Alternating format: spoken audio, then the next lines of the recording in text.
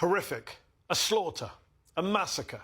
These are the kind of words that millions, if not billions, of ordinary people around the world are perfectly comfortable using to describe Israel's relentless killing of over 30,000 Palestinians in Gaza, including over 13,000 children, whether they were sheltering in hospitals or schools or in mosques or churches. And yet these are not words that tend to be used by Western media outlets, in particular by American mainstream media, to describe what is happening in Gaza to the Palestinians as they are killed in record numbers and in some of the most brutal ways imaginable. They're rightly used for Israeli victims, yes, but not for Palestinians. Oh, no. And you don't have to take my word for it. The numbers don't lie. A survey of articles in the New York Times, the Washington Post, and the LA Times, reported on by The Intercept back in January, found that the term slaughter was used by editors and reporters to describe the killing of Israelis versus Palestinians 60-1.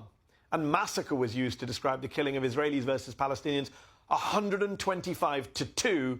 Horrific was used to describe the killing of Israelis versus Palestinians 36-4.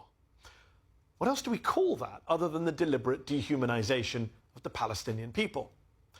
Remember when the Associated Press referred to the 12,300 Palestinian minors killed by Israel? Can't say the word children. Oh, no. They're Palestinian. They're not innocent. They're not human.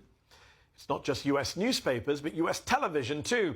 In a study of the guests who appeared on Sunday morning political shows in the first 3 months after October the 7th, Dr. William Youmans found that not only were the American guests who appeared on air more than twice as likely to sympathize with Israel than with the Palestinians, but that overall there were 10 times as many Israeli guests as Palestinians. 10 times. What else do we call that other than the deliberate dehumanization of the Palestinian people? And it's not just the US media. The UK's isn't much better. A study of the BBC's online coverage of this issue, published by a pair of data scientists in January, found a systematic disparity in how Palestinian and Israeli deaths are treated.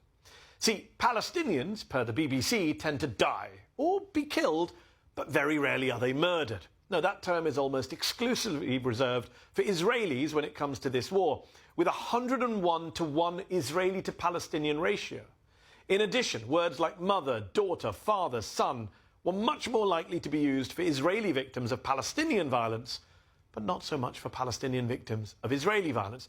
They just tend to be nameless, faceless numbers, statistics. What else do we call that other than the deliberate dehumanization of the Palestinian people?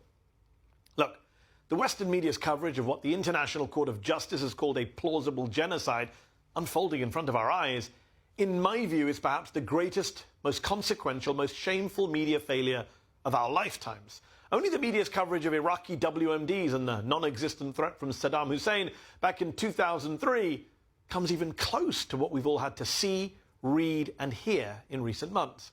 So it's difficult to overstate just how dehumanized Palestinians are, not just in our media discourse, but in our political discourse too. Earlier this month, in an interview with The New Yorker, Aaron David Miller, a veteran US State Department advisor who has worked on Middle East policy for multiple presidents, let the cat out of the bag.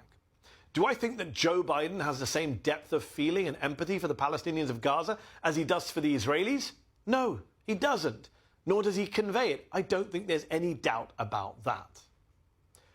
We have a word for this phenomenon of caring more about the suffering of one group of human beings over another, of prioritizing one group of people over another based on their nationality, their ethnicity. It's called racism.